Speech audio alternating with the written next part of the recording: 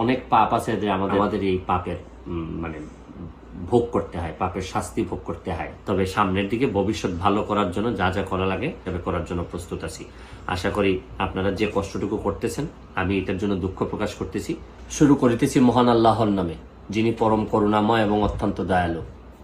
আজকে 2-3 দিন ধরে আমি নিউ ইয়র্কে বসেও আমাদের এলাকা, বিশেষ করে মাধবপুর এবং চুনারঘাটে অনেক লোকজন ফেসবুকে লেখালেখি করতেছে। প্রথম বিষয়টা হচ্ছে গিয়ে যে অনেক পাপ আছে যে আমাদের বাপ চাচারা করেন, করার পর আমাদের এই পাপের মানে ভোগ করতে হয়, পাপের শাস্তি ভোগ করতে হয়।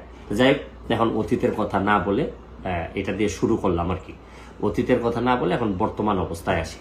আমাকে অনেক জবাবদিহি করা লাগে, আমি জবাবদিহি করার জন্য প্রস্তুত।